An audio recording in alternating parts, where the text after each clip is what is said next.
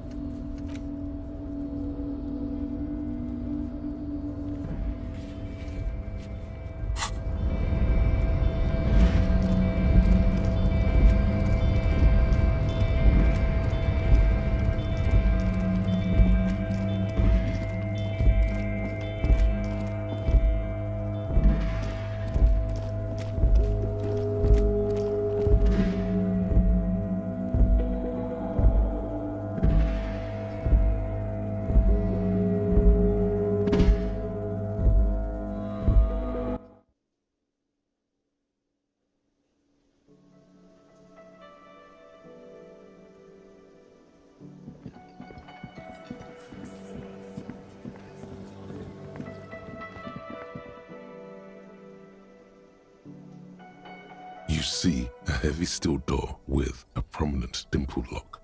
It's painted blue.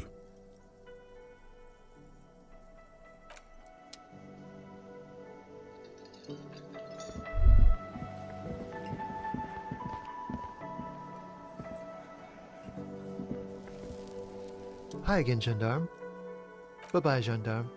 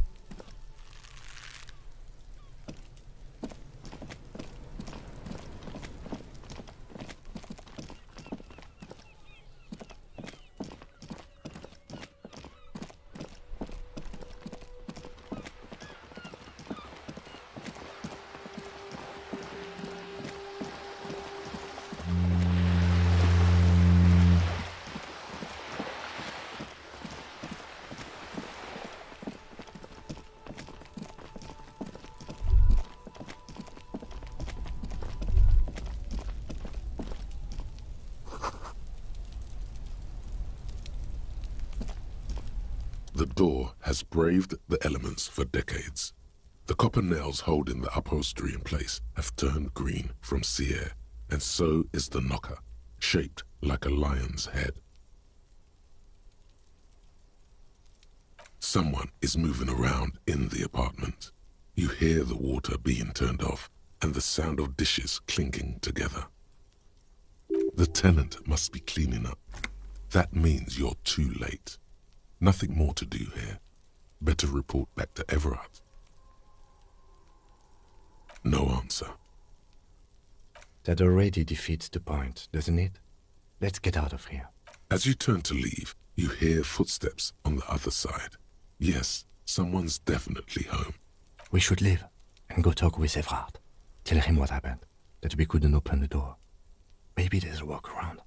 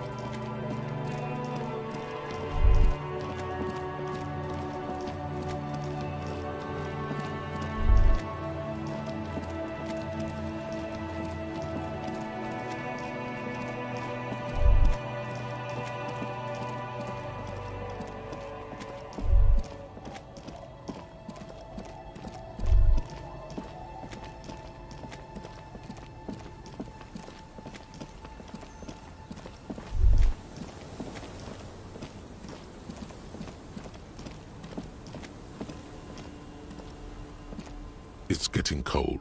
This late in the night. Time to call it a day. Good night, officer. We'll meet in front of the shack in the morning.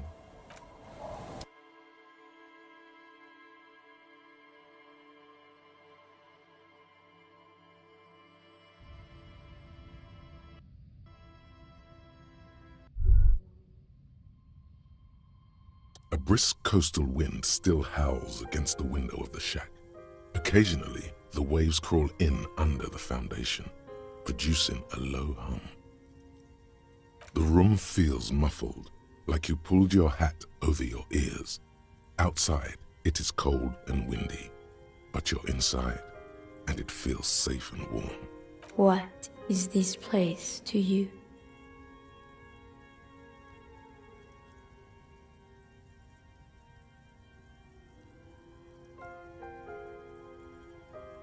Westward, across the canal, towers the whirling in rags. Door number 1 on the second floor is locked. Behind it lies a trashed room. 1 floor below, behind a counter, stands an irritable man. In a small shack in the fishing village, a baroque heater hums quietly, emanating a sense of comforting warmth.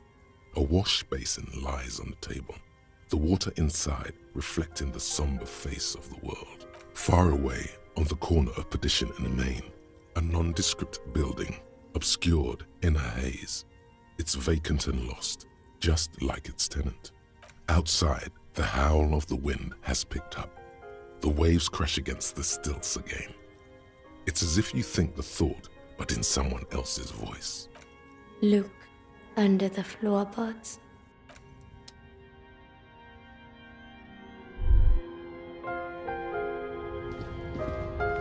An old mirror hangs on the wall. You see your reflection in it. The expression fixed to your clean-shaven face. You're still not accustomed to it.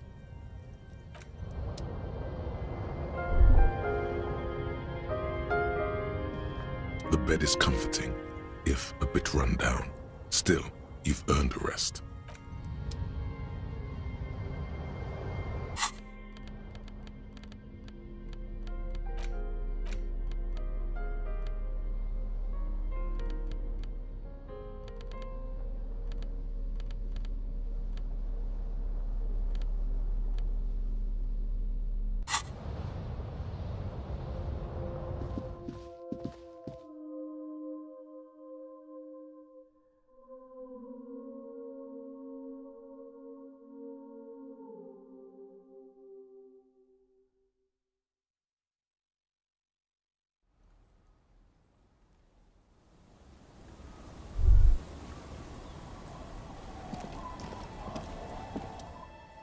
The old woman still sits in her chair, continuing with her chores.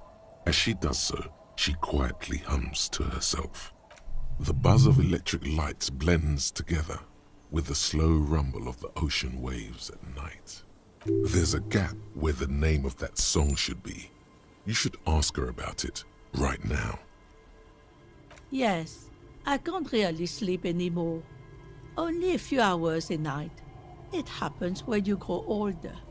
My suggestion is, don't grow any older than you already are. That's old enough. What's troubling your mind? A lullaby my mother used to sing. I sang it to my kids too. It's an old Samaran children's song. Yes, it does. A lullaby. Surrender to the night. That's kind of grim for a children's song, even if it is a lullaby. Yes, it does.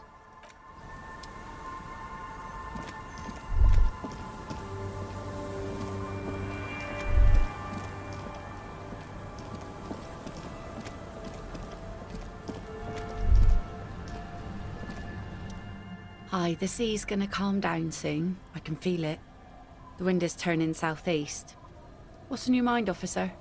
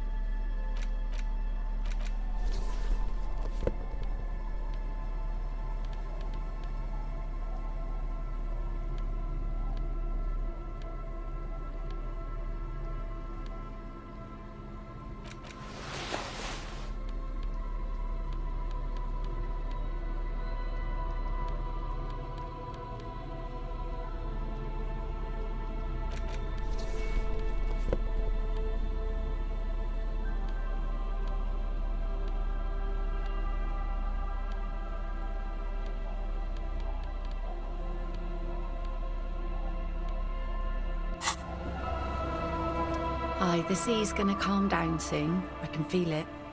The wind is turning southeast. What's on your mind, officer?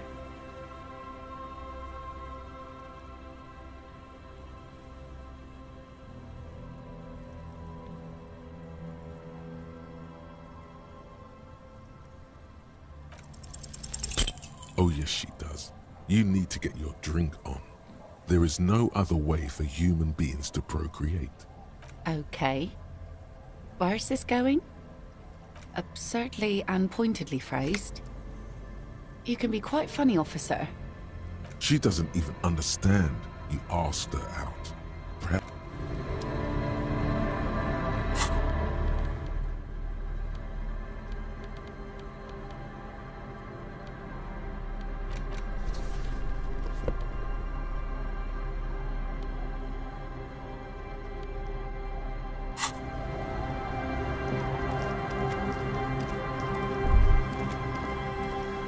it's getting cold.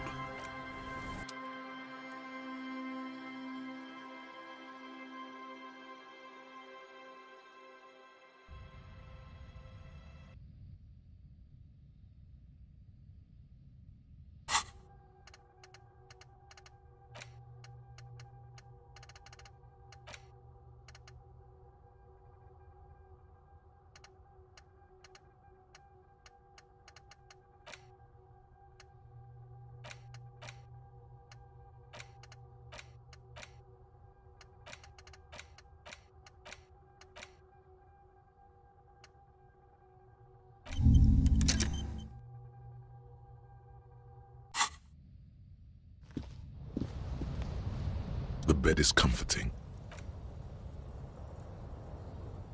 Across the room, the heating system hums its soft lullaby. The mattress feels soft and sheets warm. It only takes you moments for the world to fall away. Thoughts, baby. A million little lights in the dark. You're one fine instrument, brother. All those faces and all those names. All that laughter and screaming and scheming around. Every corner and every street. Recorded in you forever on Faraday. No, you're spinning tapes at the discotheque. The great unceasing disco of the mind. The flash, the bang, the endless learning experience. On and on it goes, for untold hours. At the disco where you first asked her to dance. Rising, rising, above the dark curvature, the great wingspan of sleep, studded with stars. Behold, there are millions of them down there. The first time, the last time, the smoke in her mouth, the plotted flowers, the faces turning, changing. It's the world, Harry boy, and you're made of it. Every day you're out there, you make more of yourself from it. I'm afraid you can't be unmade now. You can never forget this shit. Beautiful. It's stuck on loop, whirling, spitting out words and images. You're the son of the world again. Harrister, a ceaseless agent, picking up litter and old newspapers, collecting your little bubblegum wrappers and idiotic picture postcards. Meaningless, meaningless keepsakes. Reading your awful letters and recalling things, aren't you? the endless names of the world. An address book you are, the map of a city. You'll go insane if you keep going like this. One more day, and you'll be in the loony bin. I just know you will. And for what, brother man? For the working class. For the money, baby. For the greater good. Solving your little crossword puzzles. Doing your tasks. Crossing names off lists. Trying to become some sort of world detector. It won't make it okay. It won't put smoke back in her mouth.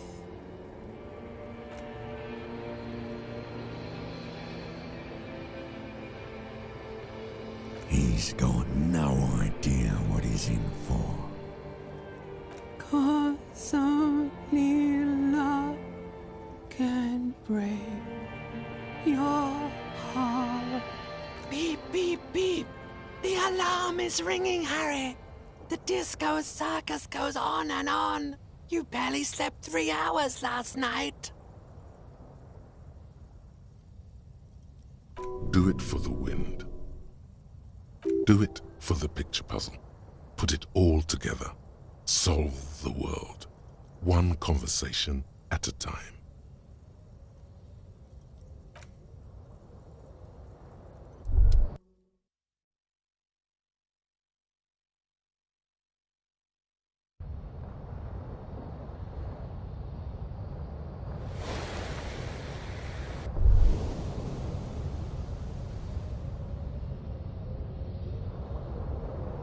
Good.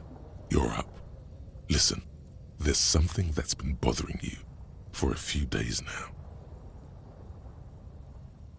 It's a suspicion, or a feeling really, that things are not quite in hand around here. An earth-shattering deduction from your psyche. What will those guys come up with next?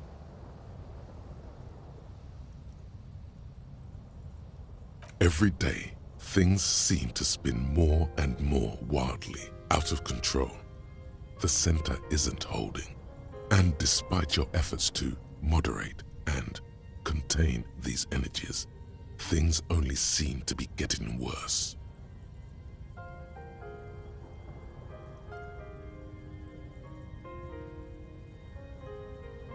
You've got to find out who bears la responsabilité.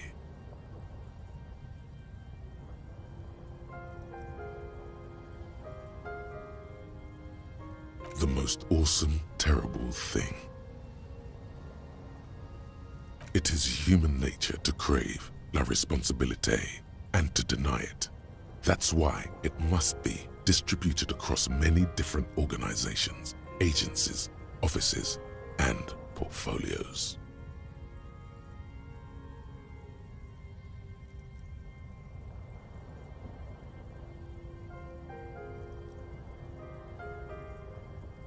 Harry, you're thinking about this too narrowly. La responsabilité isn't concerned with trivial questions like who killed who.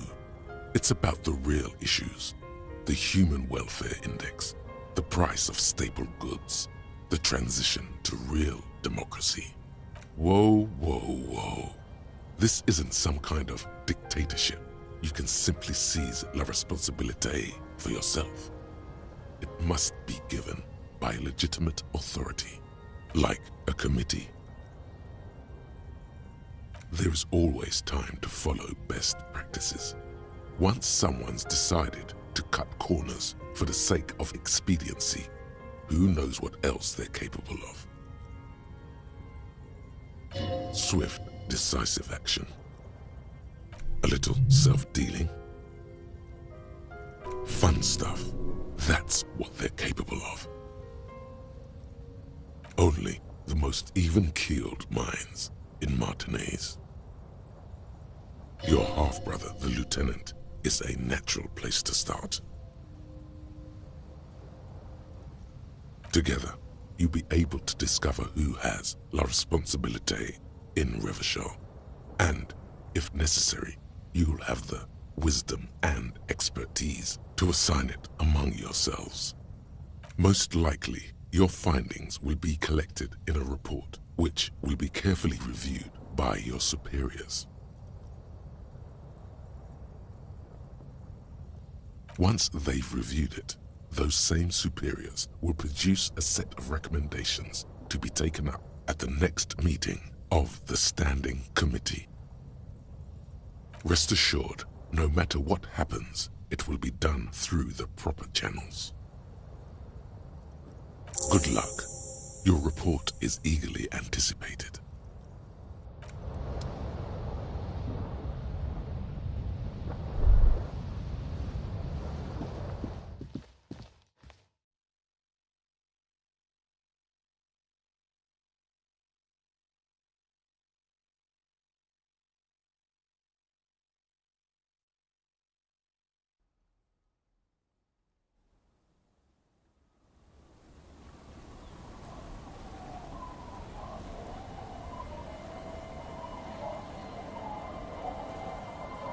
Yes? I'm glad to hear it, Detective. I was wondering when we'd get to this very subject.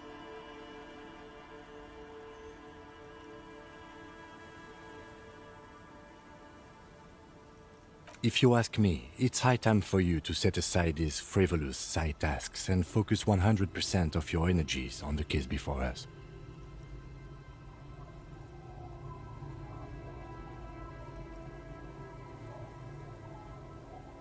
Why are you pronouncing it like that gentleman from the Institute of Price Stabilité?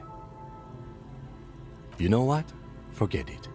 What specifically are you trying to assign responsibility for?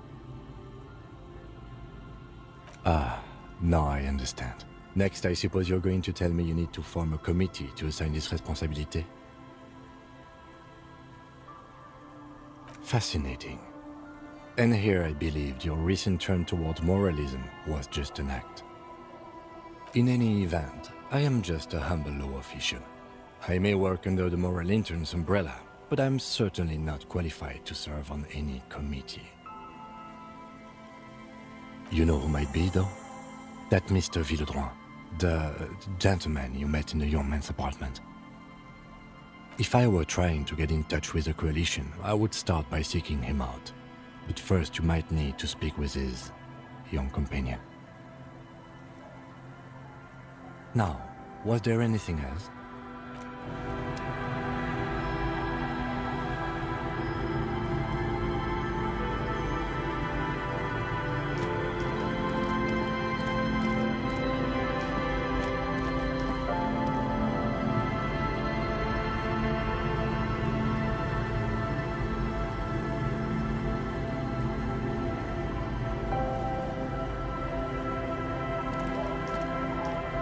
Our tenant, the policeman. I hope the waves don't keep you up at night.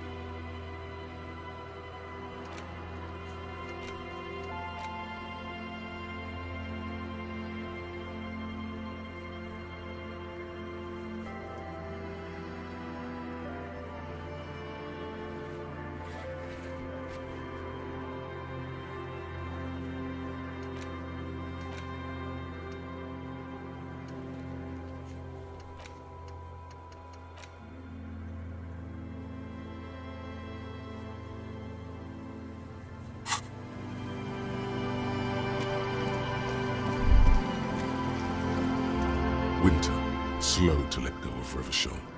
Flecks some more wet snow from above. The snow falls lazily, making the beach sand paler still, mixing with the rust-colored sewage runoff. It has been a cold year. All things waiting for spring will have to wait a bit longer. Looking up at the sky, melted snow dripping from your hat. The sky is full of great battleships. White clouds collide with one another, and the world is drenched with their debris. The melting snow seeps through your thin clothes. Grandmothers don't let their grandchildren out dressed so lightly in this weather. At least your hair is protected from getting wet and sticking together. You look around. The canal you crossed to get here and beyond it. Martinez proper, the district the police forgot to police. There is laughter, lights, attempts at entrepreneurial activity, cynicism. Someone is scraping snow off their windshield at the roundabout, in the midst of which a statue of Philip III serves as a destination for grade school field trips and a fine perch for winter birds. A fenced-off yard. There's a truck belonging to a logistics company parked next to the gate. Bright light from a building behind the fence reflects off its hood. Clean white light coming from the windows of a clean cube-shaped office building hidden amidst ruins. A secret.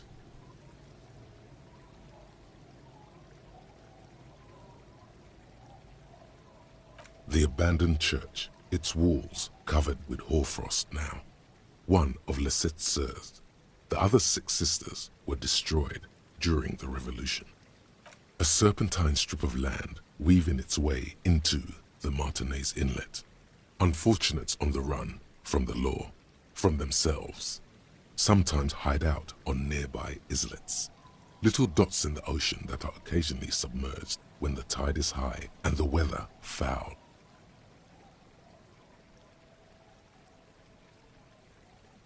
The remains of a camp on a jagged piece of rock, a tent, old dishes and cutlery, long since abandoned. A hermit crab scuttles among the debris, looking for a new shell. Further out, the lights burn bright on Resurrection. Way beyond Martinez, a popular spa destination for ample-bodied Ozon kids with equally ample pockets. The remains of a camp on a jagged piece of rock, a tent, old dishes and cutlery. Further out, then there's Ozon, but the snow falls too thick. You cannot see that far. The Bay of Revachol, vastness, great depth, over 1,200 meters at its deepest. Water, air-brinier than here. It is crisscrossed by huge cargo ships bearing company logos. Wild pines, Zam, Mauryan, and at the farthest reaches of the Bay of Revachol, the shadow of the coalition warship Archer, on perpetual patrol duty, ready to unleash artillery fire if you were to rise up against the market. You shudder. The raised motorway 881, with vehicles whooshing past one another day and night, while those who reside beneath the motorway attempt to carry on with their lives in the snow and the slush. And south of the 881 is the Pox. Was once a park, a place for reflection and recuperation for the patients of the old military hospital. In the 20s, it was used as a quarantine center during a measles outbreak that killed many children. Most everyone has avoided the hospital and surrounding park ever since. The Pox is completely wild now. Evergreen thickets covered in snow and industrial dust. Feral dogs and even wolves roaming in packs. The police try to keep the deepest corners cordoned off. Heavy drug users do slip through and hole up in the old military hospital, hoping to find something to get high on among the hastily abandoned supplies, or just to overdose in peace. A line of motor garages with armored carapaces hunched in the cold. A mechanic is hard at work, patching up bullet holes in the side of a Capri 40. These are the garages of Precinct 41. Snow settles on the roof of the repurposed silk mill. It serves as your station. Shivering RCM personnel hurry in and out of the main entrance. Around you, the snow continues to fall. To the west, the ocean swells. The stairs descend to central Jamrock. A man named Cooklove has a snow-covered stall there in the market across the bridge. He sells kebab infested with fly larvae to your colleagues who believe eating it will make them immune to food poisoning. Snow falls on the utility district, the library, the florist, the Sarah Mauritian restaurant that offers homemade wine, and also on the brothels and drug dens, and the chop shops of the Zemniaki. All of this built around a lake that formed in a meteorite strike. At the center of this lake, there is a little ship. There are lights at the bottom of its hull. They are lights directed toward the seafloor, looking for something, like whiskers. A chill comes over you, crawling down your back. The sand under your feet is wet. Somewhere in the south, tarpaulin flap in the wind. More winding coastlines lined with abandoned buildings, crumbling piers, salt water lapping at their dark piles, grey and red forgotten city blocks, what remains of the pre-revolutionary effort to gentrify the coast. The waters turn black, coal city in the shadow of San Martin, a boomtown, back when coal extracted from countless shafts near the city was needed to power Revachol. No more. The coal was supplanted by petroleum from the ocean floor and hydropower from the Esperance. Everything crumbled. These days, only the weakest remain in Coal City. Their hopes of getting rich linger in the defunct shafts under their feet.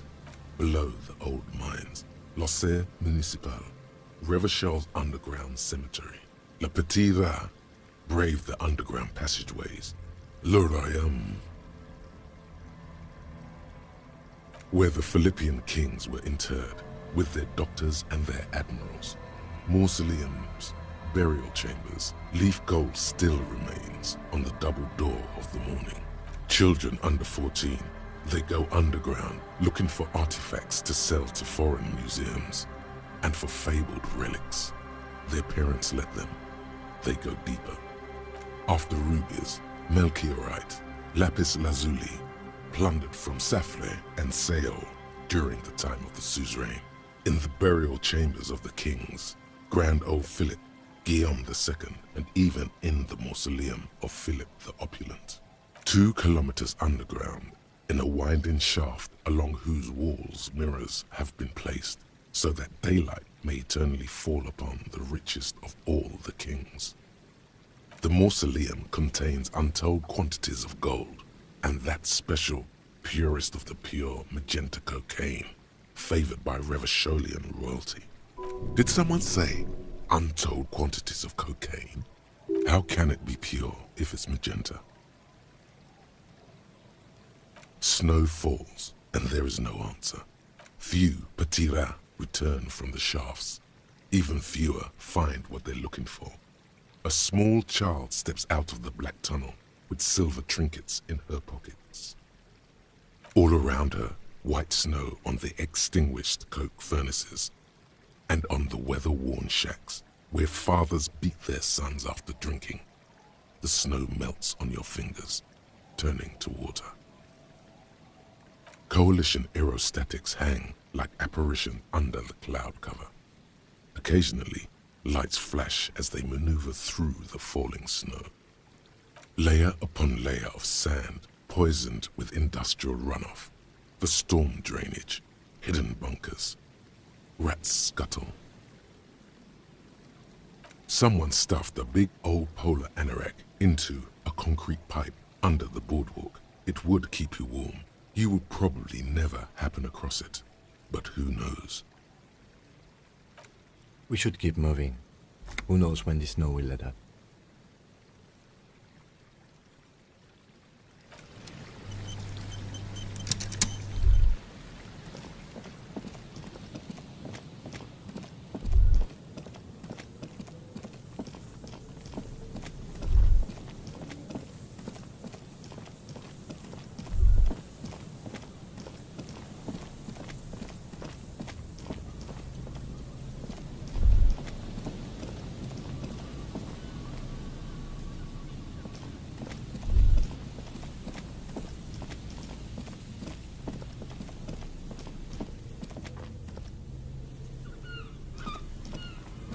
You see, a once bright mural, a slogan used to intertwine with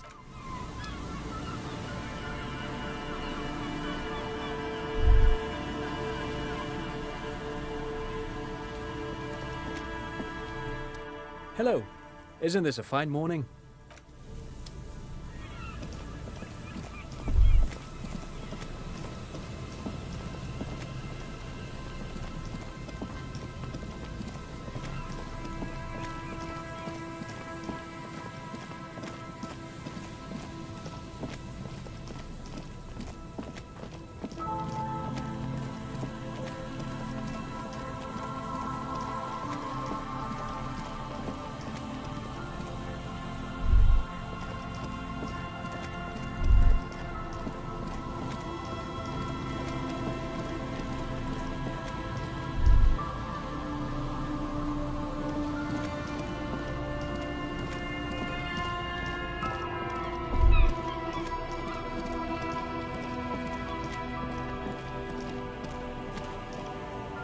there's nothing else.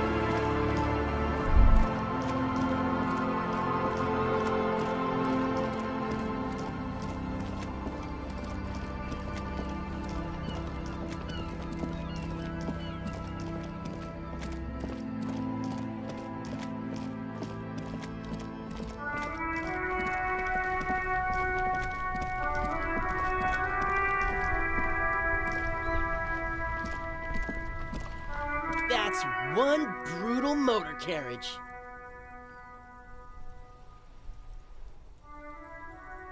If I were a real skull now, I'd jack it, paint it in palm tree livery, then bottom light it, neon style. A snazzy shit-ripped skullmobile like this would make a fine trophy. We could, like, hang fucking shrunken heads from the side mirrors. Cops' heads. Scary tribal shit. Yeah, tribal shit. A cop carriage like this would have proper skull value. While I appreciate the interest you take in my brutal motor carriage, I have to stop you right there. The RCM takes threats directed at its property. See, It's just theoretical work, Copper. No basis in reality. Man, if we were certified skulls right now... Skulls. Now there's a strong organizational title. I can tell you who we're not, cop. We're not snitches, flow bears, or skulls. Which is not to say that the skulls are bitches and... On the contrary. The part of this presentation you want to take home with you, cop man, is we're not part of the skulls yet. Okay then, let's indulge in some intellectual exchange. These young men seem eager to share their beliefs. You don't know? What kind of cop are you? It's not a question. Don't get into it. The skulls are the most vicious gang of the Besmertne. Besmatine, or the Besmati, the Immortals, are West Rivisholian crime syndicates. The nastiest bunch of psychos ever. Jacking carriages and getting into high-speed chases. Possessing an infinite amount of fuck-all swagger, infamous for their non-verbal modus operandi.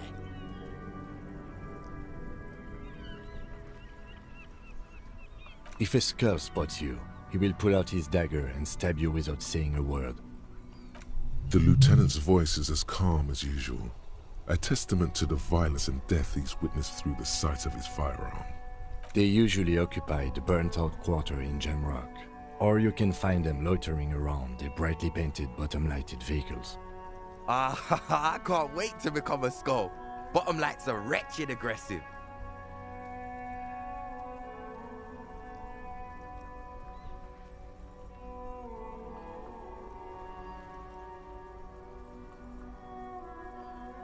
Oh yeah, Cindy's a right proper skull. Yeah, a true artist of the future. Just like Arno van Eyck. By the way, if you see Cindy, give her our regards.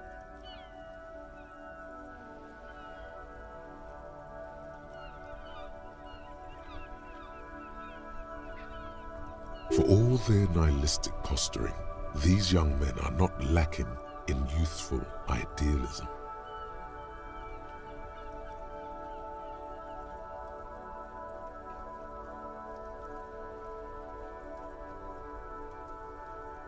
The lieutenant on your left is unusually lenient toward them.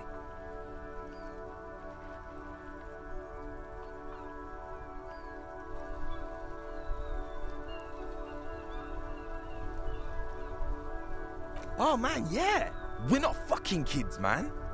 Be wary of the abyss. Probably because of how non-verbal their mode of operation is going to be. It's a threat.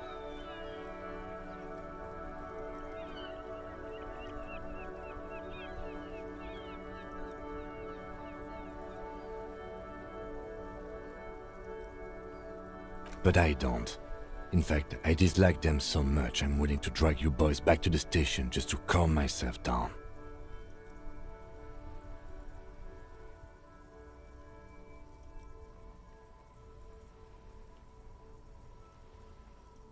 Hey, there's no need for that. We're just talking here. Joking too. Stay light, man. Yeah, didn't you cops, like, have some questions about skulls or some shit?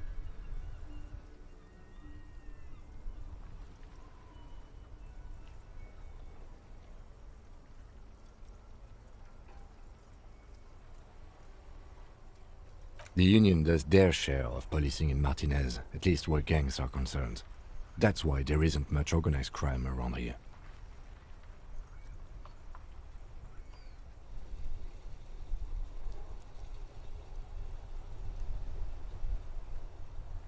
Don't you worry about that. We're gonna make up for the deficit. Yeah, we are. We're not franchise skulls. Well, not yet. Once we get our name out there, we'll have a chance to join them.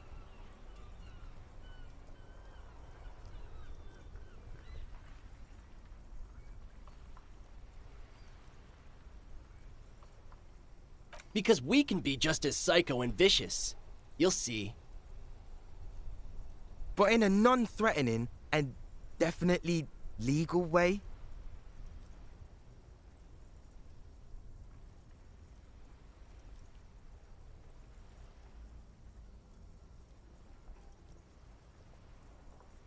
We'll fuck the system from the inside later.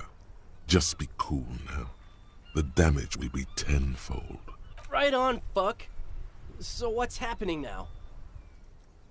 Mm-hmm.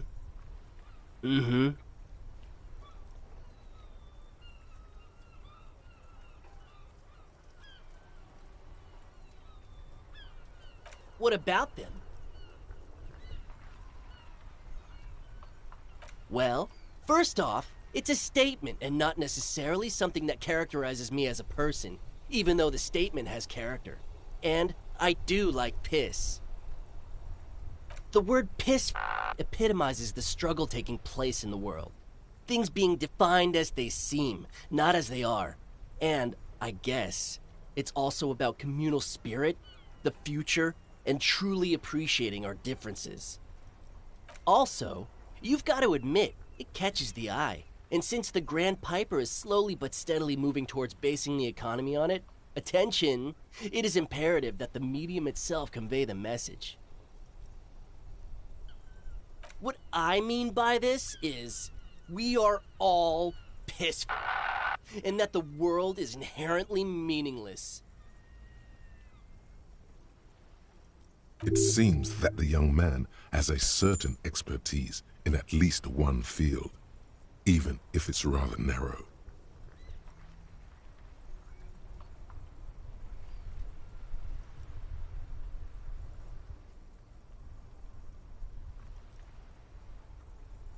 Like I said before, many men keep searching for the one, for so-called true love, which is actually just obsession masquerading as kinship.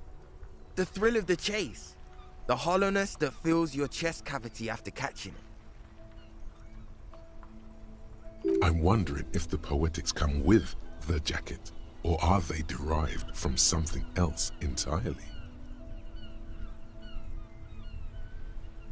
To catch a fish, you'll need to hurl the lure many times, and even then it isn't certain that you'll get anything.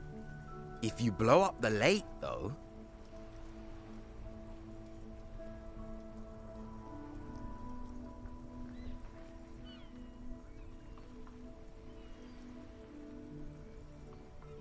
you get more fish in a shorter time. And, for time is of the essence and fleeting ever so quickly, one must think of a way to fuck the whole world and not get caught up in fucking someone.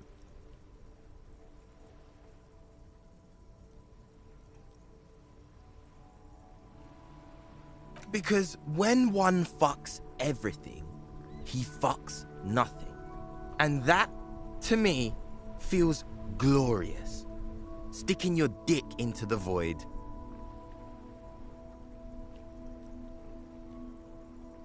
Hate to admit it, but in a weird way, he's got a point. Is it a coincidence that here we have two badass jackets and two badass cops? Yes? Leather jackets adorned with immature writing? The ideology they convey helps the boys justify poor choices in life and fashion. I'm not a fan.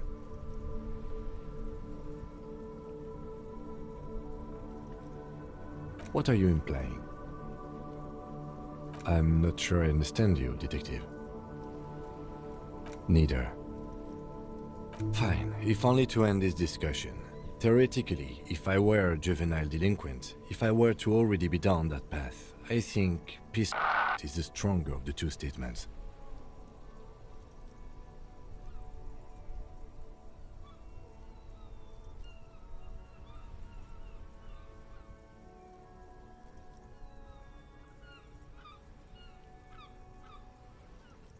Seems about right, especially considering your heroic exit attempts.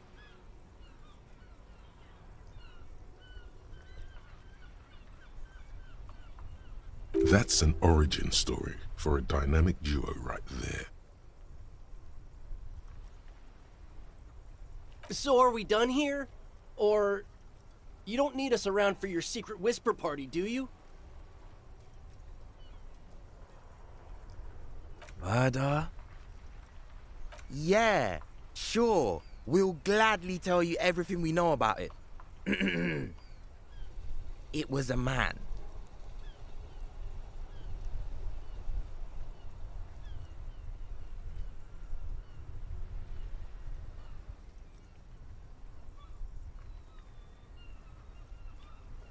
Also, he was hanged.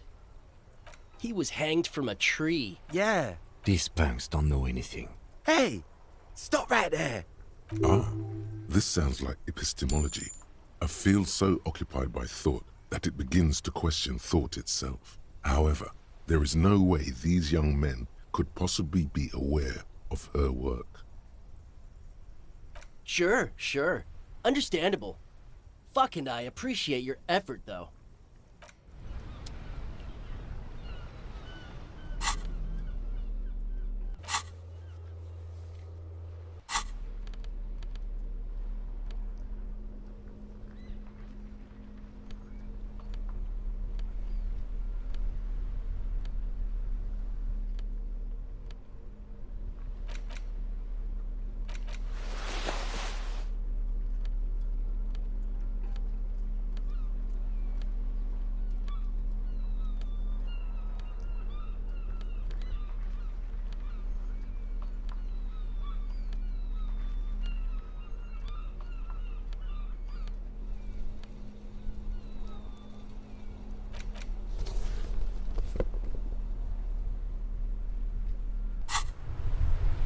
That ride is fucking lightning. Hey, piss. Look who it is. Shrunken cophead material. No. Don't ask anything. Be subtle and scary. The boys dream about being skulls. Use that. What? No. Skulls don't have kings. I think. And we're not even in yet. Yeah, man, keep your voice down. Skulls don't take it lightly when folks pretend to be them. We're not even prospects yet. Prospect must be a hierarchical term, probably in the lower end. Wow, you boys are ambitious. Only prospects and already planning a coup in the skulls. You're destined to go far. He gets it. Passive-aggressive flattery.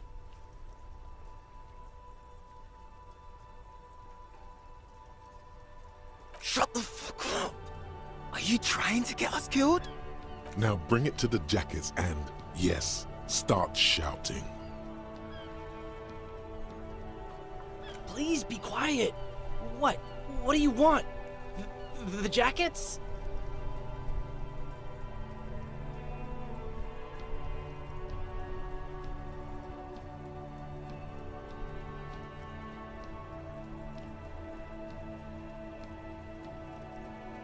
Oh, man.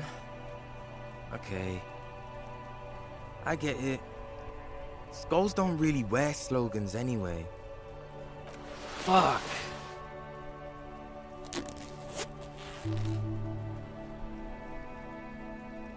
The lieutenant watches the boys take their jackets off with mild amusement.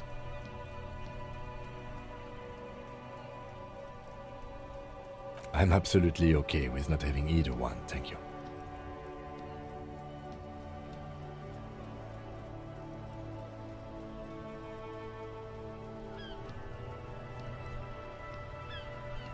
I already am expressed. I'm not.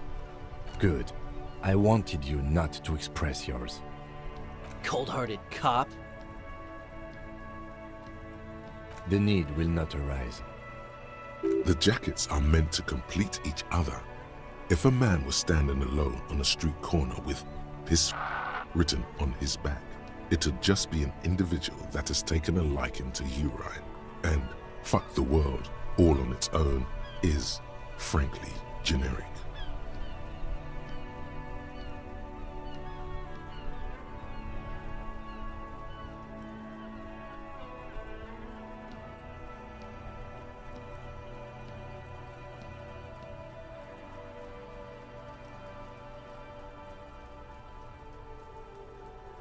I don't know, Eric. It's cold out.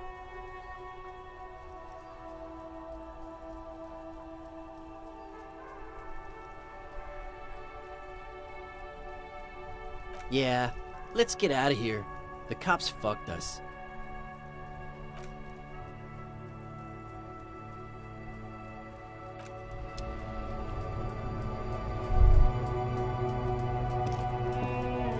Yes?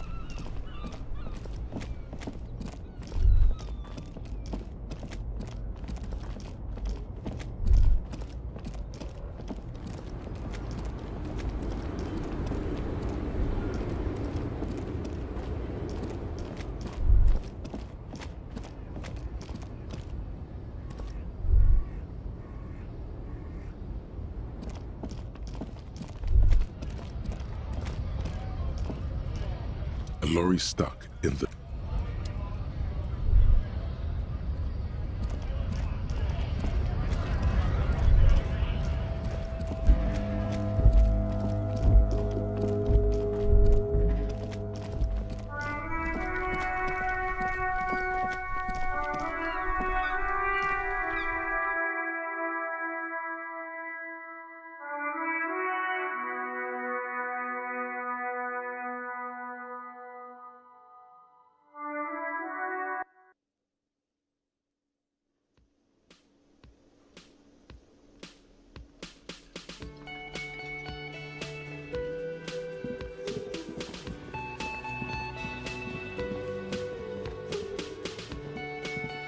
The man ponders his cooking utensils and gives you a little nod, acknowledging your presence.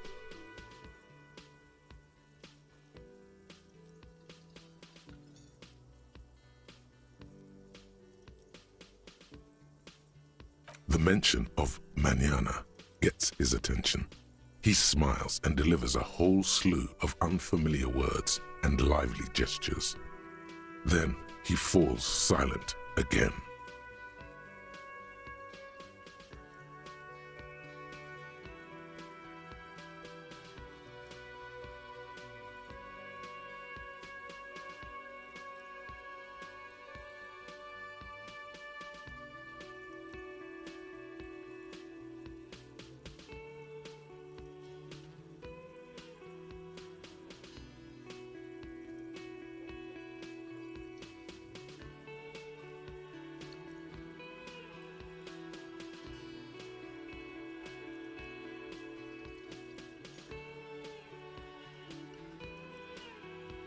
The man says a couple of sentences in that strange language of his, and then seems to wait for you to speak.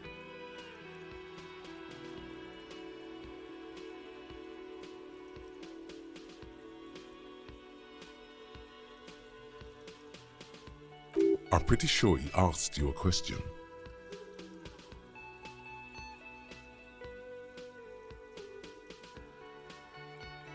He doesn't know your language. You can just say something cool in return.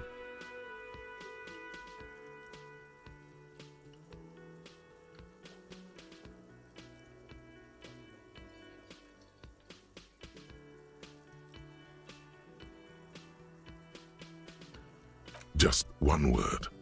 Sounds quizzical. Then he awaits your answer with his brow arched. Horse need more vodka? Okay, so it's vodka that keeps the men happy and in good spirits. Clever move by the Union. Of course, vodka. Now that makes a very, very special borscht indeed. Turning it up seems like a dangerous idea, honestly. The place is a powder keg. The cook gives you a long, disappointed look, then turns the stove off and seems to wait for you to speak. He looks up at you, then looks away quickly, shrugging and muttering something to himself.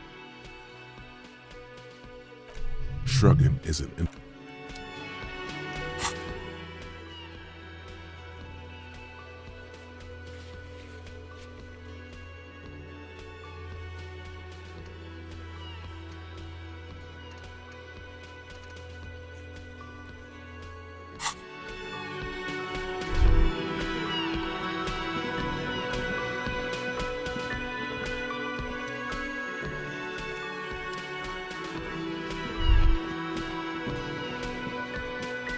Yes? What is it? God damn it, you leave her alone. Keep your weird bullshit to yourself and be professional for once, for fuck's sake. Can I actually help you with something? Yes, of course, preposterous. I mean, you would remember if they were, right? Who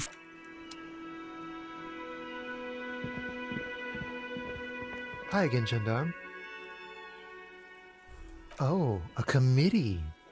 How, and if I may ask, Gendarme, what is this committee about? He's all bemused skepticism. He doesn't actually care what you want with his friend.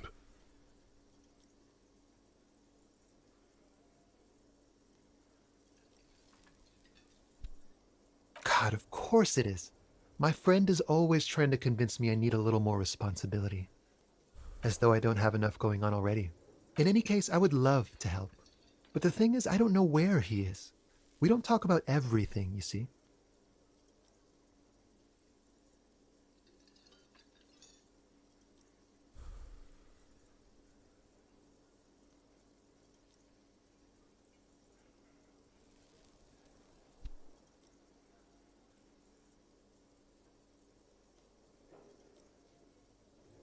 He might have mentioned something about making a tour of some historical sites up the coast.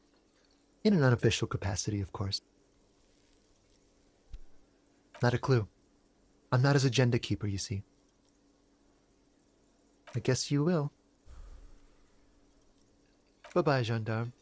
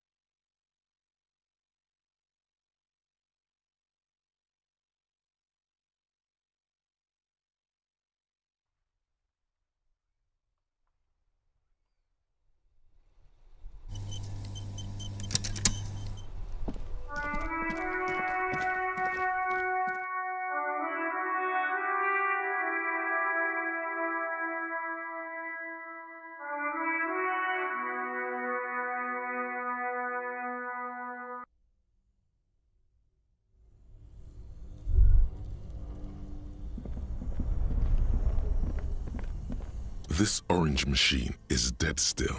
It has a hand-cranked ice cream churner and an electric freezer. The ice around it slowly melting. You slip your fingers under the frozen lid, but the ice is... No, this is going to need something else. Some kind of super pry bar. If you want to try again.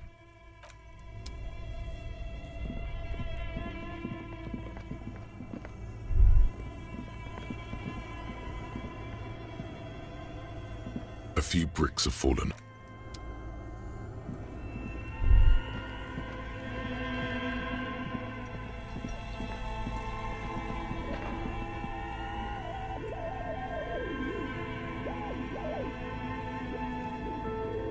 A thick layer of coal dust covers the furnace, coloring it pitch black. You're right. The rooms do look like they're connected. But malignant entities don't exist. At least not the supernatural kind. Always has to be the skeptic, this man. Something breaks loose in you. A mighty bellow echoes throughout the chimney's depths. The chatter of tiny voices above suddenly cease. Then...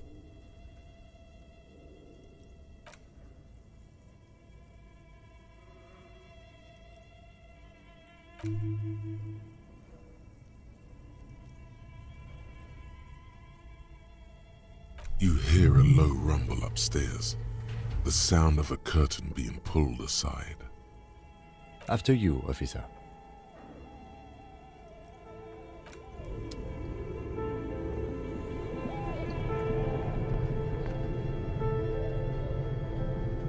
Yes?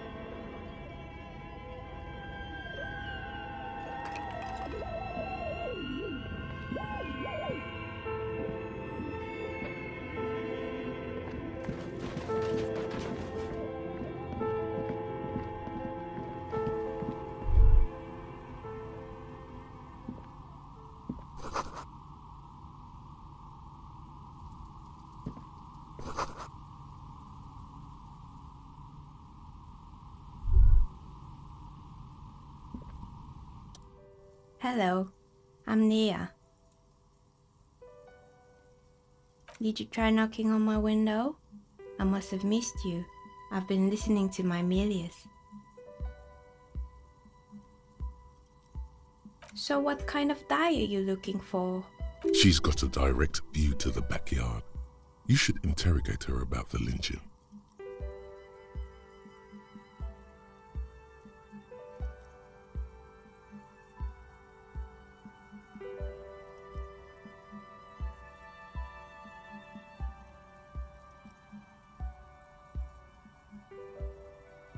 Yes, Amelia is like a call-in station. You need a two-way radio to access one. That's why I have these. Mostly, they just teach you to swear in different languages. But some of the stations can be quite interesting. I was so absorbed, I must have missed you knocking.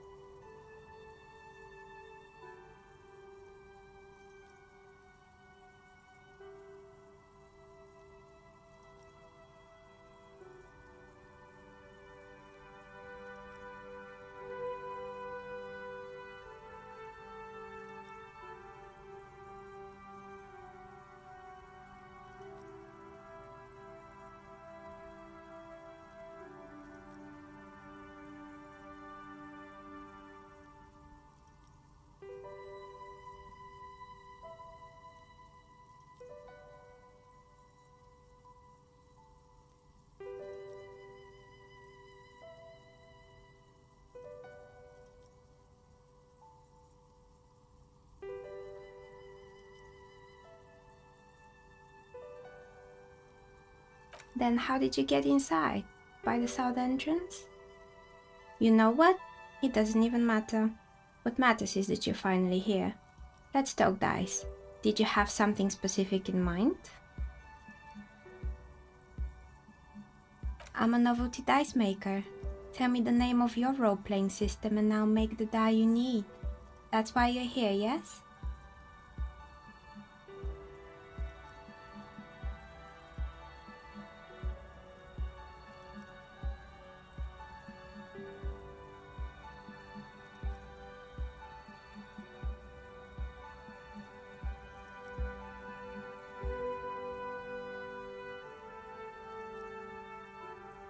Role-playing games? You know the one made by Fortress Accident. Does that count?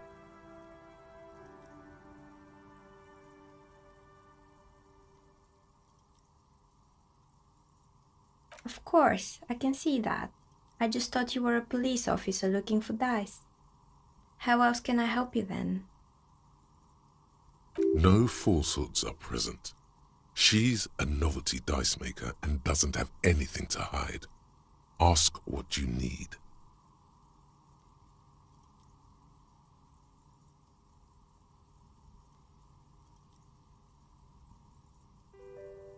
Of course. Tell me what you have in mind.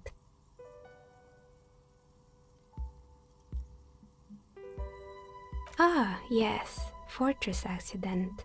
It's too bad they never finished their game. The Wiro Untethered die is a variation of a standard role-playing die. Only, instead of plants, it uses motifs of ice and death. And loss, of course.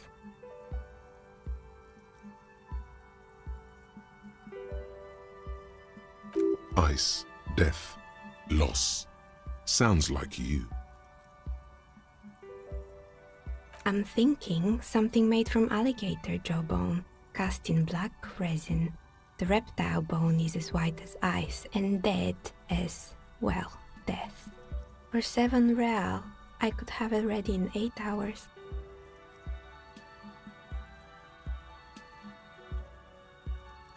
It's an icositetrahedron, a 24-sided die that can produce results for 2-sided, 3-sided, 4-sided, 6-sided, and 12-sided die with a single roll. Technically, you can also use it for many other sizes, but you may need to reroll results. Loving it. So nifty. Maybe you have some other ideas for dice? No need to rush. Take a look around, see if anything inspires you. How did I become one? It was a business decision. I was a regular jeweler at first, but that's an unfocused field with too much competition. Some of my friends were role players. They asked me to make some polyhedral dice out of cobalt. That was my first order. I grew it from there.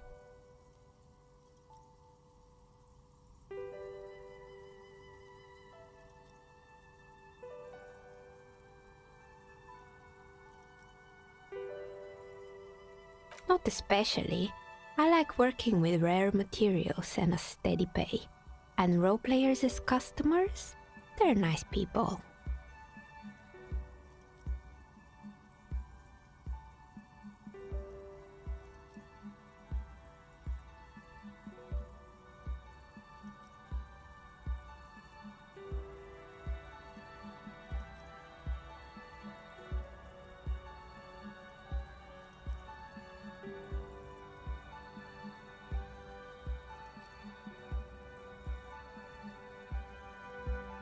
Some of those nice people have big bucks to spend on novelty items.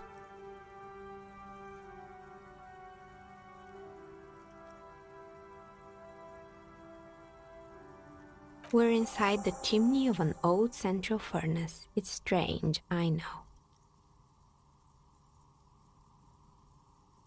But when I arrived here, all the other rooms were taken, so I had to build myself a makeshift home. Besides, I don't really have to pay any rent here, so that's a plus. Creative.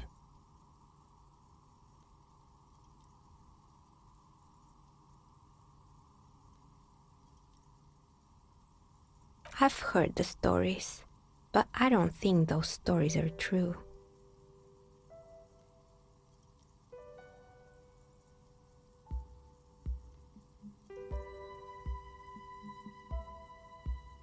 It's just capitalism. We only hear about tales of success, so it's often surprising to realize how many ventures actually fail. Plaisance, the bookshop lady? I've heard that her business is doing rather well. Have the energies spared her somehow?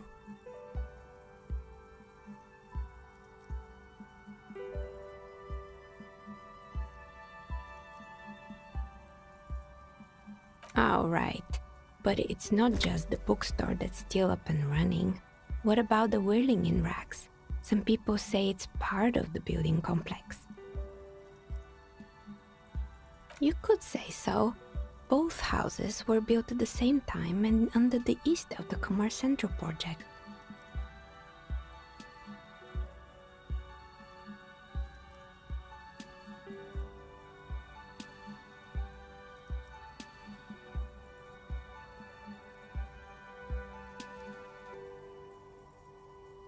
And then there is me.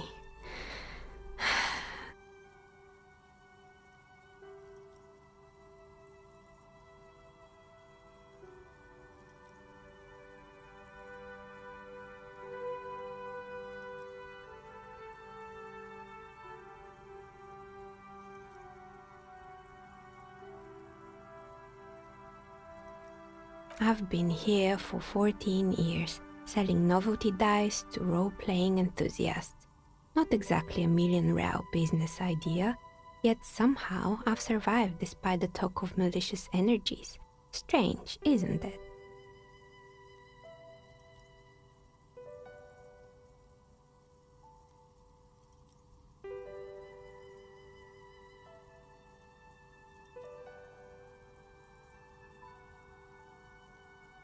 Maybe it's just because she's so talented that she's been able to woo the curse.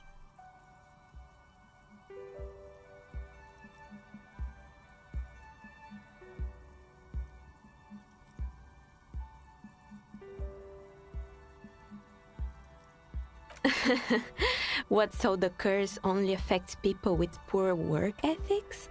What you're describing isn't a curse, it's capitalism.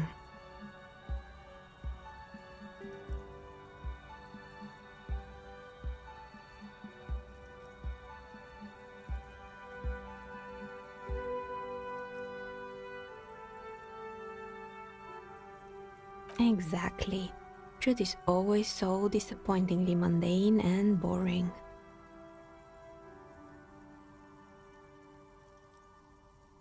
But I'm glad we got this sorted out. Anything else I can help you with today? That's all she has to say on the subject. She's been thorough and truthful, as far as we can see. More or less. Are you interested in anyone specific? Oh, quite a lot of them spring to mind. Rats scuttle in the dark rooms, under the abandoned blow-dryers and dusty mannequins. Cobwebs cover rotors and radio computers alike. So much failure. Oh, this one's a mess. There used to be a company that promised to repair Windows 24 hours a day. What could go wrong with this one, right? Turns out, the business was actually set up as a front for an illicit group that was producing snuff medias. Who would have guessed? What's the snuff milieu? And they never cleaned up the debris either. Now it's just littering the hallway and I have no idea how to get rid of it on my own.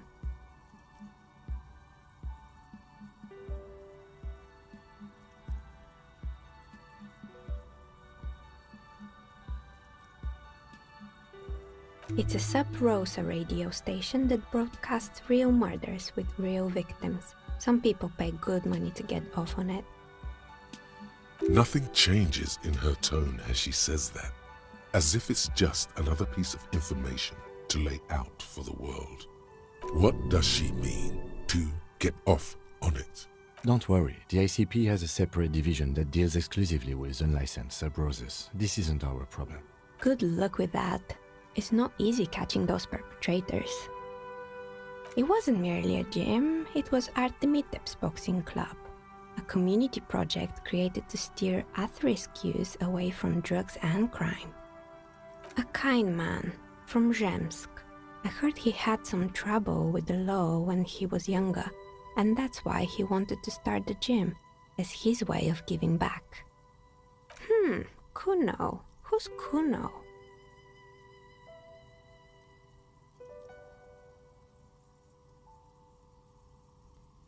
Oh yes, you mean the kid with the sailor's mouth. Yes, I've heard him yelling profanities in the backyard.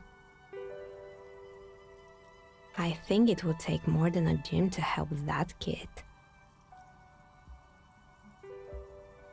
It didn't. If anything, it made the youth situation in Martinez even worse. At some point, someone started a rumor that the punching bag downstairs was full of amphetamines. You should have known it. It's not really full of that. No one would store their drugs like that. Eventually, the coalition took away the funding and the club went bankrupt. This was a few years ago. It's gotten much more peaceful around the plaza ever since. Yes, I think it was called Androgynous Orlando or something similar. They weren't a big hit around here. Turns out that working class men don't like genderless haircuts. They're scared of that word. A bit of experimenting every now and then isn't bad. It's not about the haircut, it's about the confidence.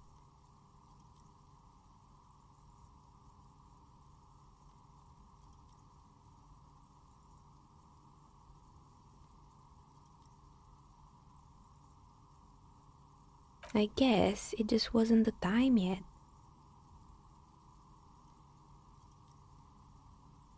There used to be a fashion atelier here, but I have forgotten the head designer's name. They were doing well for a couple of years, until the insect rights activists came. The atelier produced a certain collection that used chitin among the materials. Apparently chitin is made in the Occident, where it's extracted from beetle wings.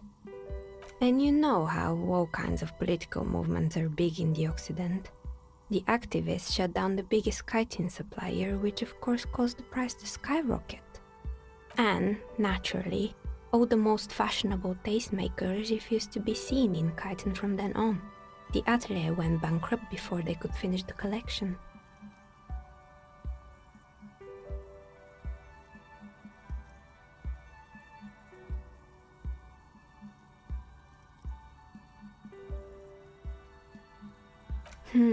Really? Anyway.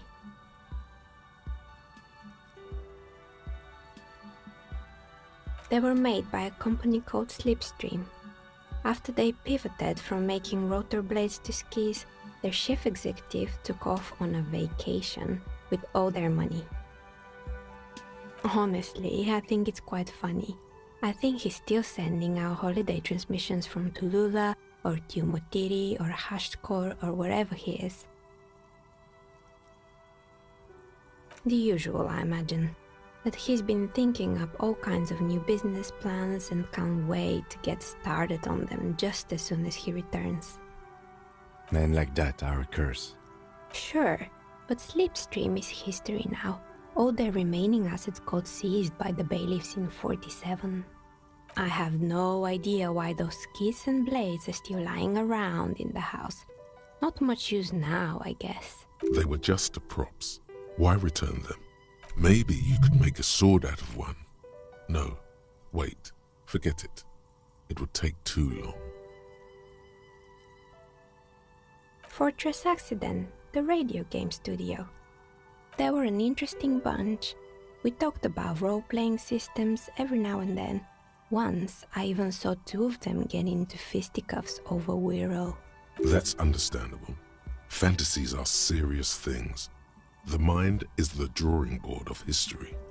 They certainly took their work very seriously, even if they seemed to be chronically liberal with their schedules. The usual, they ran out of money and couldn't get the project done on time. Well, I did hear them talking at times.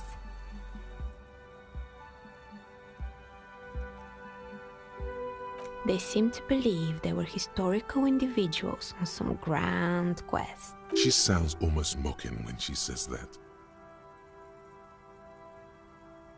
Yes, but when the money started to run out, they just began to complain a lot about capitalism. You know, how the markets are rigged to keep out new businesses and so on. In the end, they just didn't get it done. They didn't have enough willpower to produce something truly historic, and to show up to work on time. Showing up to work on time is hard. No, scratch that. Showing up to work at all is difficult, especially if you've been drinking.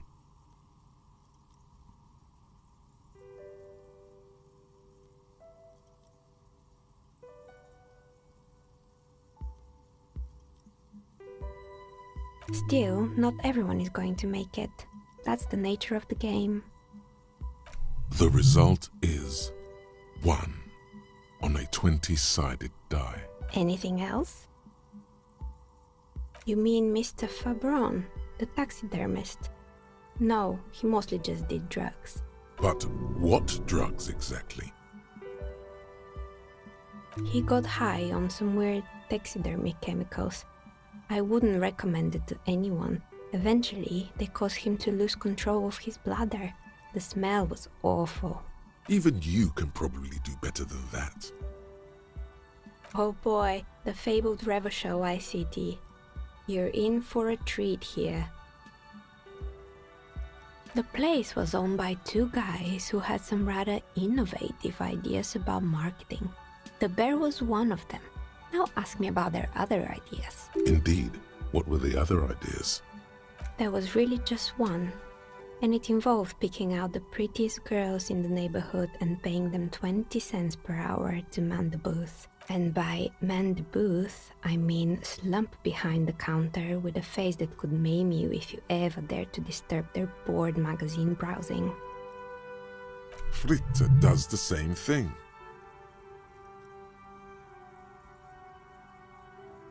Employing silky teenage girls is a widespread practice, yes. Unfortunately, they always come in packs. I'm talking about acne-ridden girlfriends and gorilla-like boyfriends loitering near the shop. At least that's what happened with Revachol ICT. And they already had the bear. The bear. Of course not. The bear was terrifying. No one wants ice cream guarded by a hostile apex predator. To make matters worse, the fridge didn't work too well either, and half the ice cream came out malformed and partially melted. Eventually, Revachol ICT lost the price war to its rival, Glacé 5000. Glacé 5000 sold caramel sundaes for only 5 cents a piece, out of regular fridges. Maybe. Because the taxidermist who made the bear definitely wasn't. Doing his job, I mean. He said that the bear was his vision beast. He said he met his vision beast while high on desiccants. Called it Megatherion. Sounds cool. Megatherion, a mega wild beast. It's an imaginary beast that guides you through life by telling you to do more drugs, mostly. Maybe this wise and noble beast can guide you toward those amphetamines you've been craving.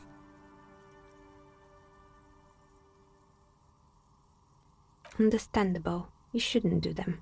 You're a police officer after all. Anyway, now you know the story of the fallen ice cream empire. Little sparkling embers under the window. Outside it's light. Light scatters from the low-hanging cloud cover. There's always the threat of snow. Anything else? Another failed business, perhaps? I've been here for a long time. Oh, right. I hope you didn't try to ring me. I think none of those doorbells work, including mine. I'm still in the middle of connecting the wires. Sorry about the confusion. The doorbell with the empty name card must belong to her then.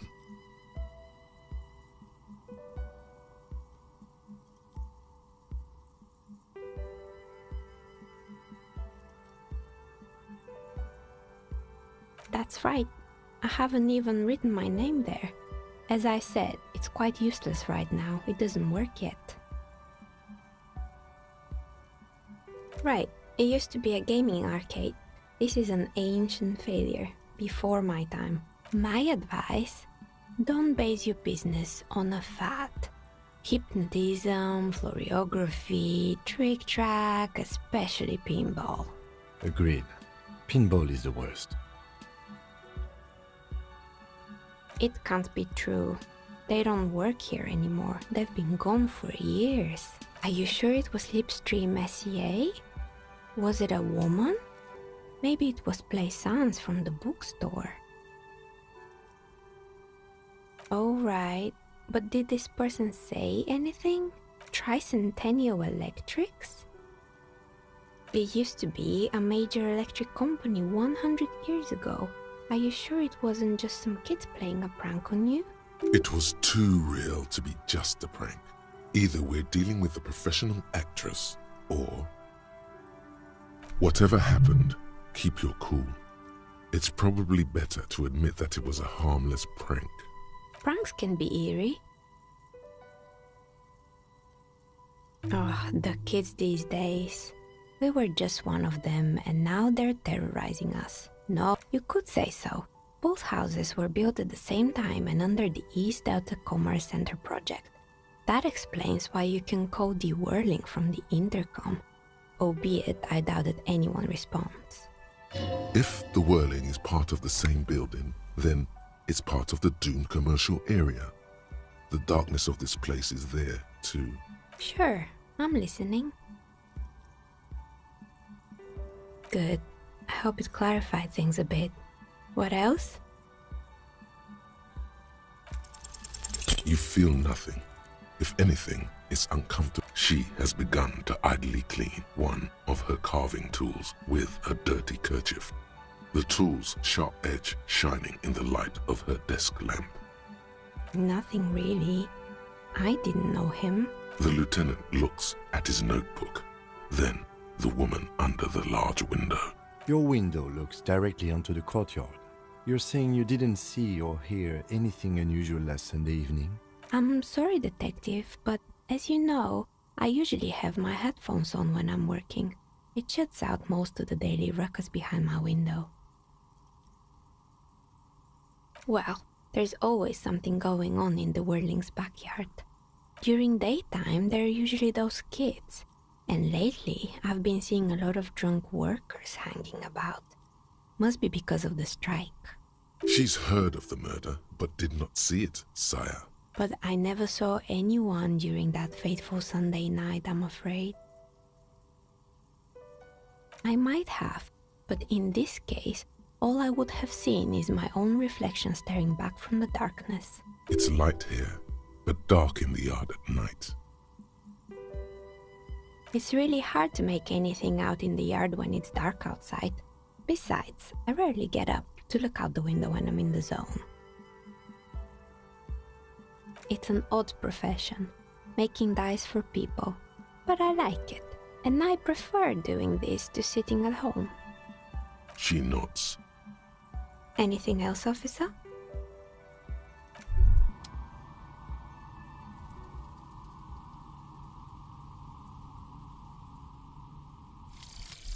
Apricot chewing gum scented one. August 2nd, early late summer. You're getting off the streetcar in Le Jardin, east of the river. Her father and mother are middle class. The nylon of her little jacket rustles next to you in the dark like autumn leaves. Her heels click on the pavement. You're walking up to the gate in front of her parents' house. She takes out her chewing gum and you kiss her. A feeling like electricity flows through your whole body. Immediately, you know that you've entered a completely different world.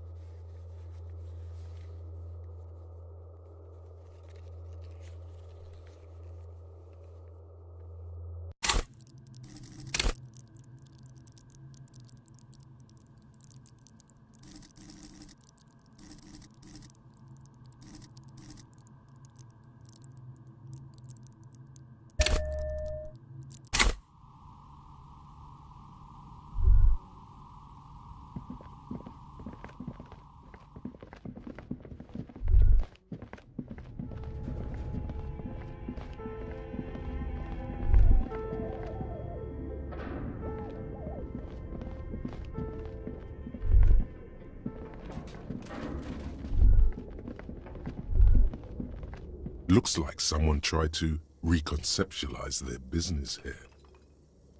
Look, the skis and rotor blades both bear the same slipstream logo.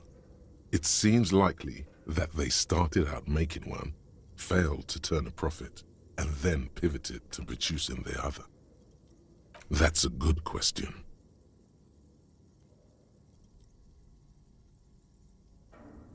Reality is ruthless.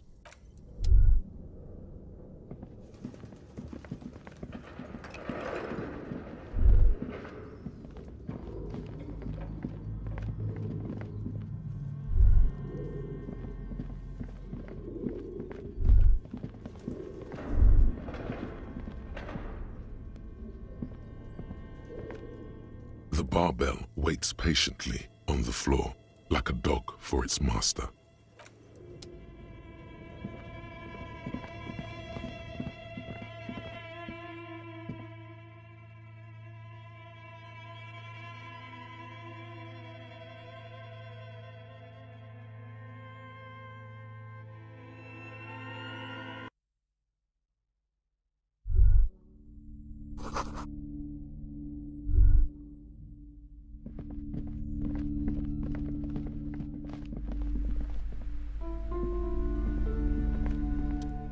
What have you found? And also, do buy the books. There may be teachings in them. A novelty dice maker? Well, spit it out. Why does she need the dice? For some kind of sorcery? Sometimes they use the ankle bones of sheep. I don't understand. If it's not her, then where is the source of the doom? How did she explain the curse? The narrative she's built herself. It does need tearing down. She's squeezing on the pendant too tight. A drop of blood in her palm. To hell with it. Perchance you ought to just lie, sire.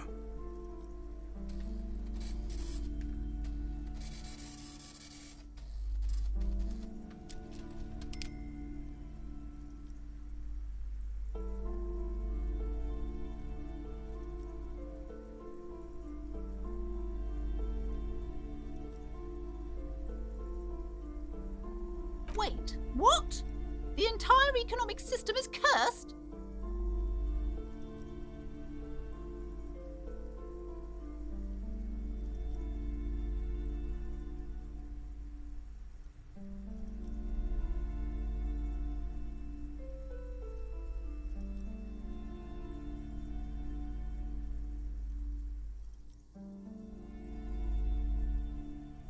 Precarious world? Economy? I understand what's going on here. You went in there, rummaged around, and accomplished nothing. And now you're telling me these intellectual things to cover up for it. It's okay. You don't have to. As she has to, every day. Thank you for nothing. Please, do buy some books, or be on your way. There was never any other way this could have gone. She's just too far gone into her own mind. I am sorry we had to disappoint you, ma'am. The shop around you feels ancient suddenly. Goodness, you were already doing good, browsing the shop. She smiles and...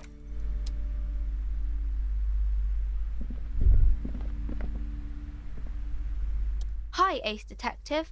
Are you here for more books?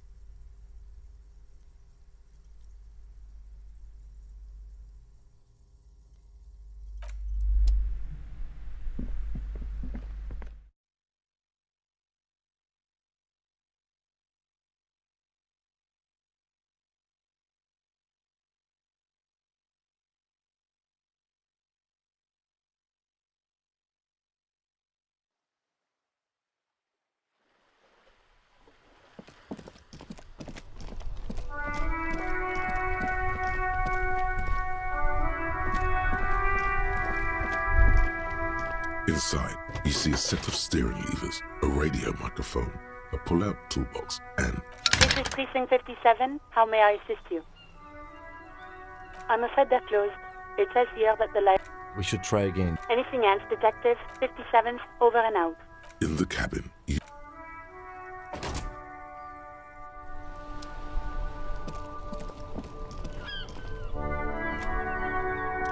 look. It's the cop who turned me into a bad...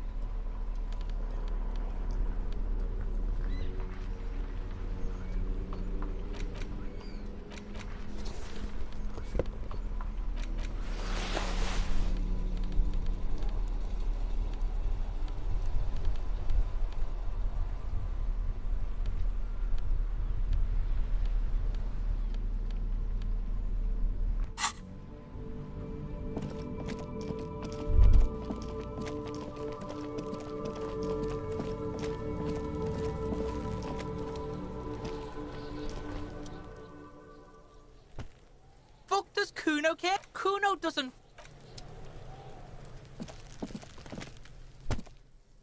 There he still is, looking right through you with his white eyes. The body below is entire.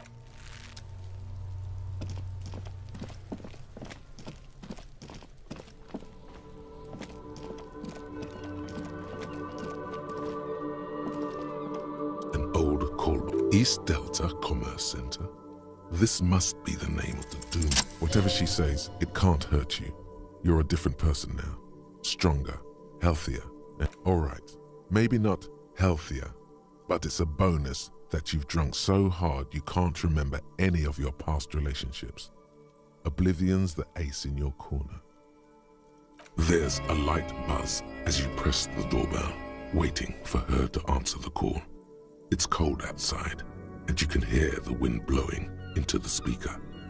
There's the static again, whispering like a seashell pressed against the air. Yes, hello. This is Tricentennial Electric.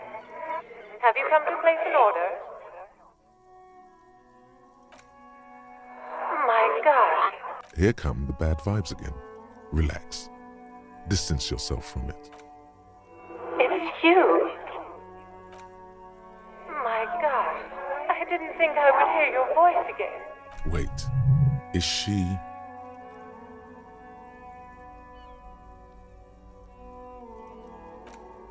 Michelle, just please. Why did you even call? I don't understand. You've been gone for months. I thought you didn't care. Is this some kind of joke?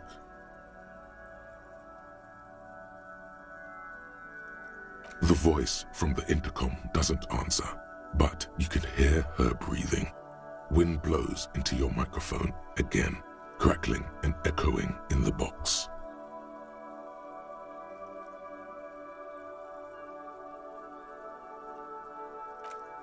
Ever since I came to work here, it's been different. As if my mind's been wiped clean. It's so nice. It's so nice to be able to finally forget about you. And then it hits you. She tries again not to cry, and still doesn't succeed completely. Her quiet sobs sound old and distant, as if her voice is being played off a wax cylinder. Anger boils up in your chest.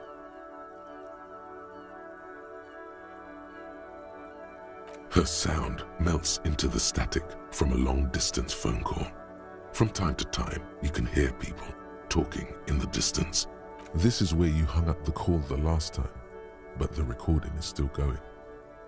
A phone rings in the office with an old-fashioned chime, and someone walks by in a pair of heels. The static is like a warm blanket wrapped around the sounds. No one replies, but the static grows stronger like rainfall.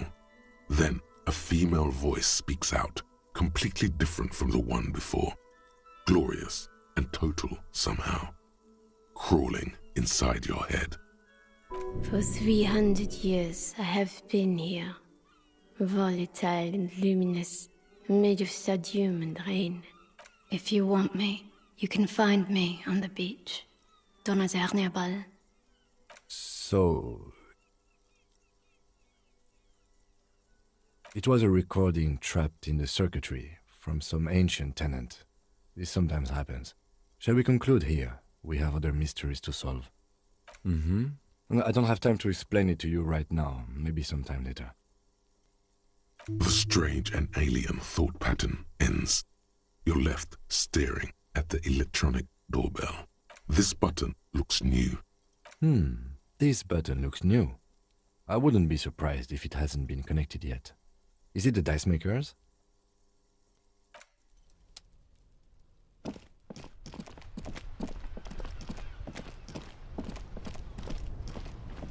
Inside, you see a set of steering levers, a radio microphone, a pull-out toolbox, and... This is Precinct 57. How may I assist you? Hold on, officer. I've got Central Jamrock Public Library on the line, and I've already introduced you to their librarian. Connecting the call in 2, 1. Yes, this is Central Jamrock Public Library here. How can I help you, officer? Billy Majon, you said. Give me a moment, I'll have to check our database. On Moreau Drive in central Jamrock, in a darkened hall lit by orange desk lamps far away from the noise outside, a middle-aged man taps commands into an old radio computer. A printout falls on the desk. Behind him, a lonely reader scours some dusty bookshelves, looking for a paperback. Yes, hello, are you still there? I found Billy Majon's home address, is that alright? No phone number, unfortunately. They're too poor to have a phone line. Here we go, sir. Rue de Saint-Ghislain, 33B, apartment number 20. It's in Martinez, I believe. Cape Side Apartments, it says. That's all. That's where the smoker on the balcony lives, isn't it? It says here that they returned their last book just a few days ago, but I wasn't at work that day. Marie? Marie? Do you remember a reader named Billy Majon? They returned a Tybalt book the other day. Maurice, what? A woman yells. Then, yes, okay, if it was the police. Yes, it was my colleague Marie. She said that it was Billy's husband who returned the book. He also asked for this new sci-fi release, Lowe's Radio City 87, but we don't have it yet. Good. You have a name now.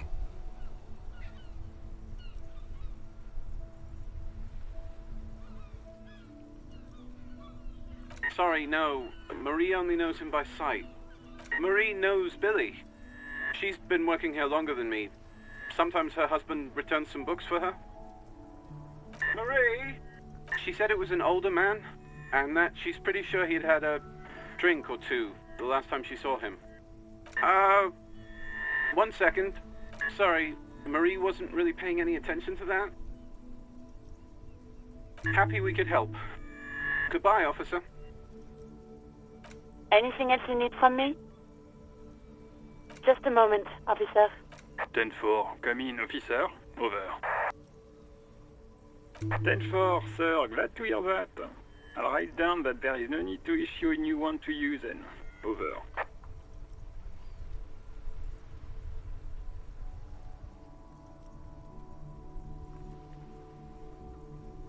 Roger that, 10-10, over.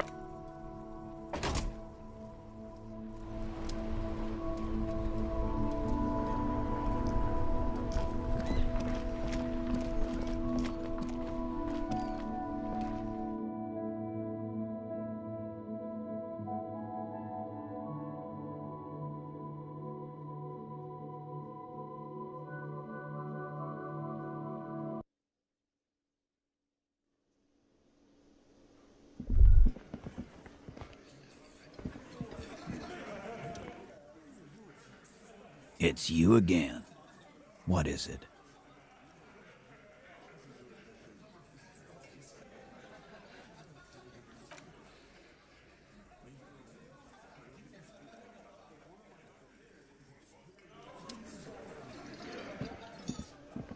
Hi again, gendarme. Bye-bye, gendarme.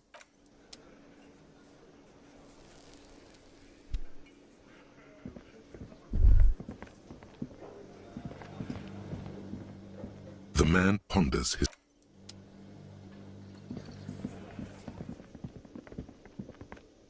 Hey, was that...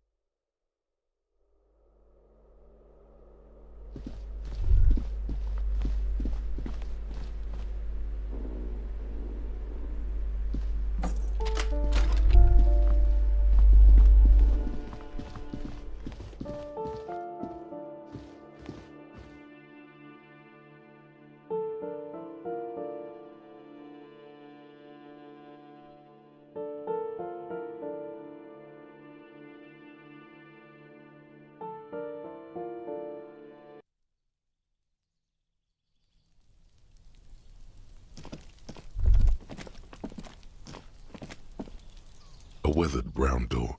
The number reads 20. Something smells good. Soup allons, yo. The lieutenant motions to you to go ahead and knock. You're right. Let's talk this through. You hear some light footsteps and what appears to be a daily weather forecast playing on the radio. We have our first preliminary identification. In all likelihood, the deceased is the husband of Billy Méjean. Now, delivering a death notification is never an easy task. There's a reason why it's often called the most stressful part of our job. This is why it's usually done in pairs. You got this. I'll be monitoring reactions, ready to act. Dead? Just don't say that you know how they feel. You don't.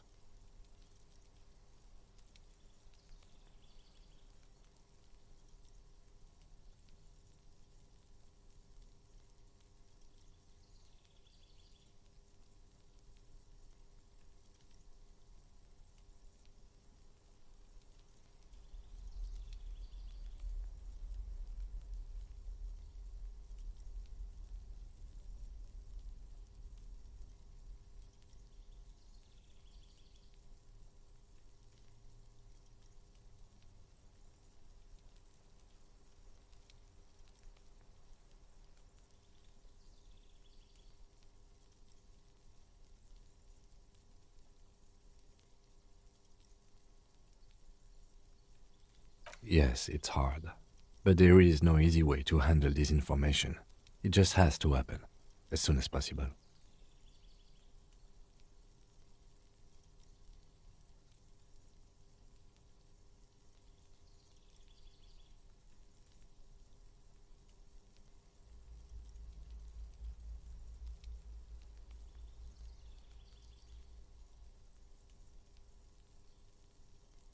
lieutenant motions towards the door.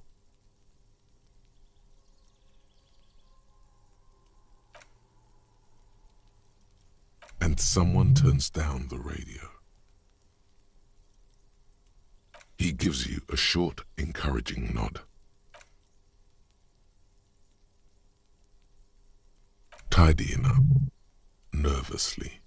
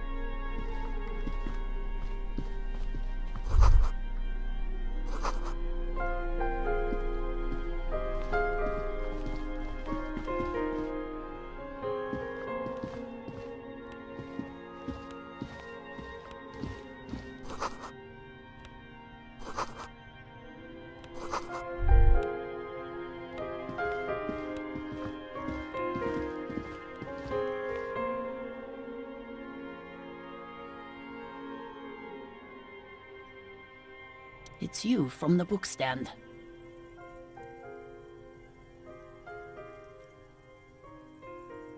I don't think I introduced myself properly. I'm Billy.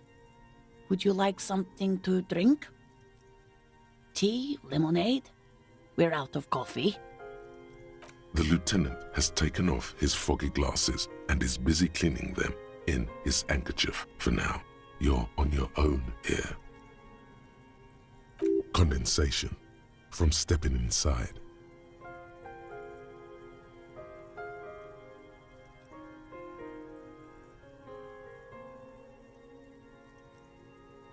Is this about Victor, my husband? Is he in some kind of trouble again? I can come pick him up in the station if that's what.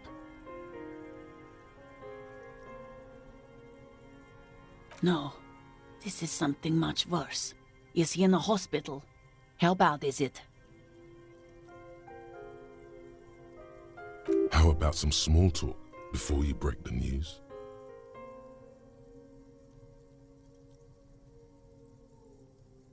How have I been? You're not here to discuss me. What is this about, officer? Can't write a scene without knowing the actors. Ask more. It's me, Victor, and the kids here. We have 2 daughters, Jenny and Jolie.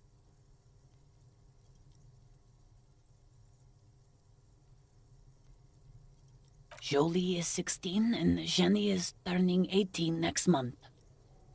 The girls are staying at their friend's place tonight. And she swallows. He has a problem with drinking, and so he disappears every now and then. He's probably in the box drinking with his friends. I sent him to the library a few days ago, but I guess something came up. Oh, it's in Jamrock. The one at Mayrow Street. I don't know the official name. Central Jamrock Public Library? I think, yes, if that's the one on Mayrow. No, I guess I'll find out when he decides to come back home. It shouldn't be long from now.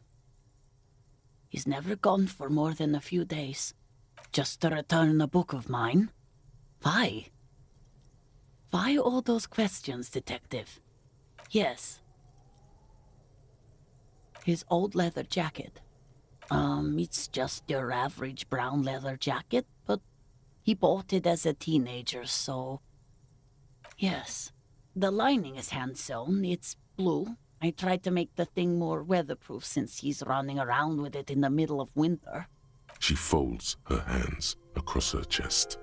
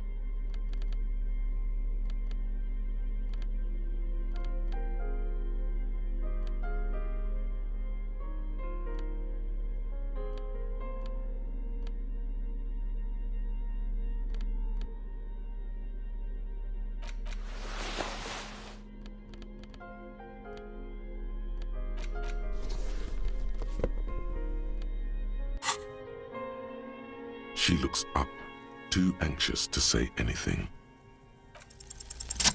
You've done this before. Just keep your focus.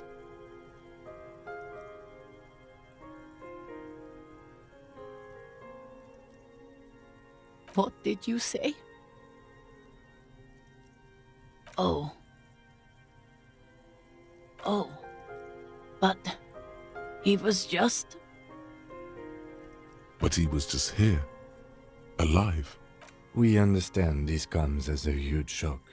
I want you to know that me and my partner are here for you if you have any questions. Take your time, man. What happened to him? Was he drunk? I see. And you just found him there, lying in the cold. How long had he been there? If you say 2 days maybe, it will be etched in her mind forever. She blinks, eyes welling up with tears, as her hand starts searching for something from the pockets of her dress. Here.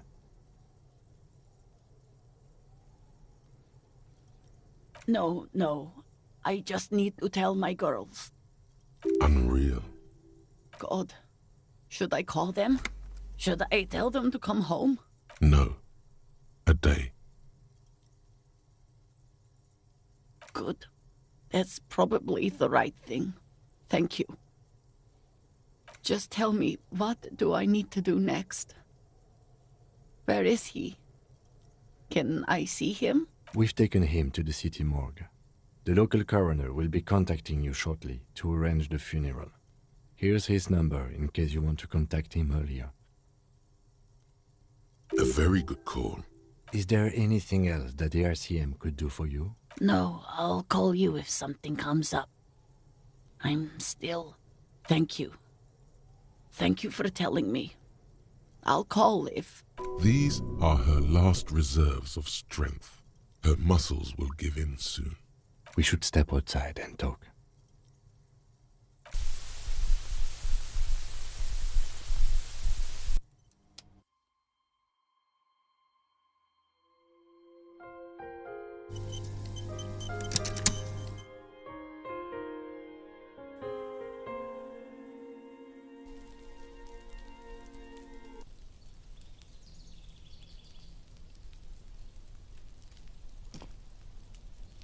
You did well.